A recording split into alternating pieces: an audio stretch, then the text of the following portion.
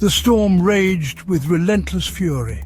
Waves crashed violently against the jagged cliff, sending sprays of salt water into the air. Thunder roared, shaking the very foundations of the old house. The haunted mansion, a relic of a bygone era, stood alone, a dark silhouette against the fury of the storm, its secrets hidden within. The wind howled through the broken windows, whispering tales of long-lost souls. Shadows danced in the flickering candlelight, adding to the eerie atmosphere. The mansion was once majestic. Now it was a ruin. Its walls were crumbling.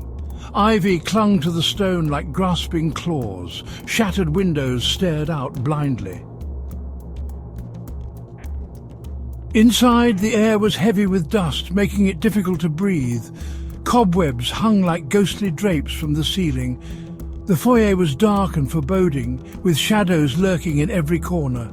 A grand chandelier swayed gently, its crystals sparkling faintly in the dim light. Echoes whispered through the silence, carrying secrets of the past. Shadows danced on the walls, creating an eerie atmosphere that sent shivers down the spine, as if the mansion itself was alive. A grand staircase climbed into darkness. Its steps creaked under the weight of time and neglect. The balusters were broken, splintered by years of decay and perhaps something more sinister. Each step seemed to echo with the whispers of the past, a haunting melody that filled the air with unease. The air was thick with the scent of mildew and old wood, a testament to the mansion's long abandonment. Shadows danced on the walls, cast by the flickering light of a single dying candle. It was as if the house itself was alive, breathing, watching, waiting for the next soul to ensnare.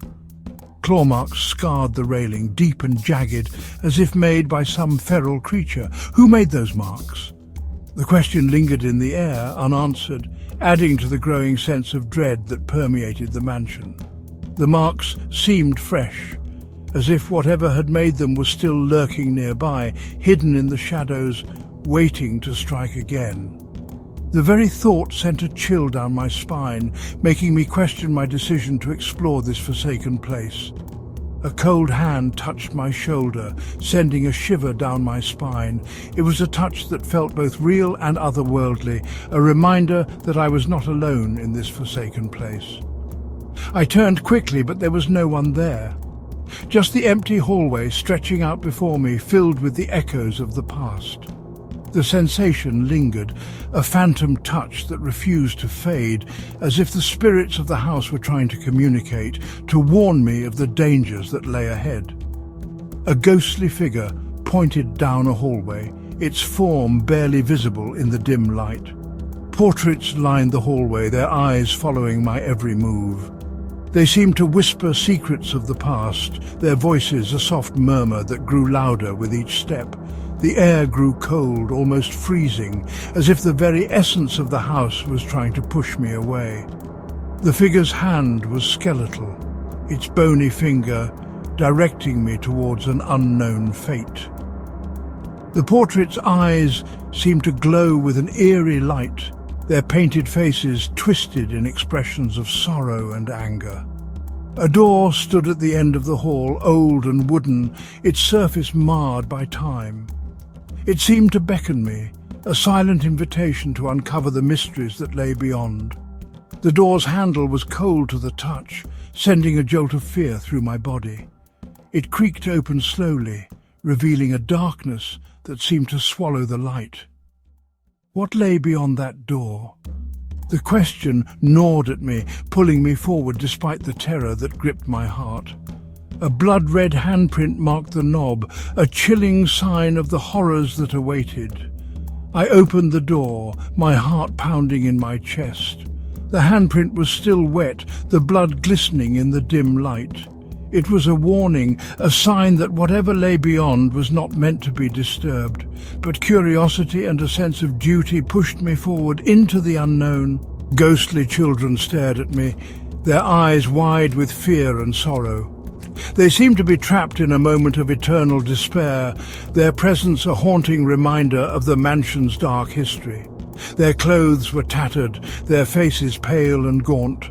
They reached out to me, their hands trembling, as if seeking solace from a torment that had no end. Their silent cries echoed in my mind, a plea for help that I was powerless to answer.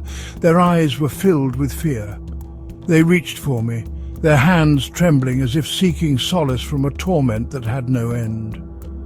The room was filled with their sorrow, a palpable weight that pressed down on me, making it hard to breathe. I wanted to help them, to free them from their eternal suffering, but I didn't know how. Their pain was a living thing wrapping around me, pulling me deeper into the darkness. A cold breath touched my neck, a chilling reminder of the unseen forces that lurked in the shadows. It was a breath that carried the scent of decay and despair, a whisper of the horrors that awaited. I could feel the presence behind me, watching, waiting for the right moment to strike. The air grew colder, the darkness deeper, as if the house itself was closing in on me. A dark figure stood behind them, its presence menacing and foreboding. It seemed to be the source of their fear, a shadow that loomed over their existence. The figure's eyes glowed with a malevolent light, its form shifting and changing as if made of smoke. It was a guardian of the darkness, a keeper of the mansion's secrets, and it was not pleased with my intrusion. It had glowing red eyes, piercing through the darkness with an intensity that was both terrifying and mesmerizing. The eyes seemed to bore into my soul, revealing my deepest fears and darkest secrets. They were the eyes of a predator, a hunter that had found its prey. I could feel its gaze following me, tracking my every move, waiting for the moment to strike. A hand, bloody. It reached out, a symbol of the violence and pain that haunted this place. The hand was skeletal, its bones visible through the torn flesh. It was a hand that had known suffering, that had inflicted suffering, and it was reaching for me. The blood dripped onto the floor, forming a pool that seemed to pulse with a life of its own. On the lens, a scream, so loud it pierced the silence, echoing through the halls and leaving a lingering sense of dread. The scream was filled with pain and terror, a cry for help that would never be answered. It was the sound of a soul in torment, a soul trapped in the darkness of the mansion, forever lost. The echo of the scream faded, leaving behind a silence that was even more terrifying. The house seemed to hold its breath, waiting for the next victim to fall into its grasp.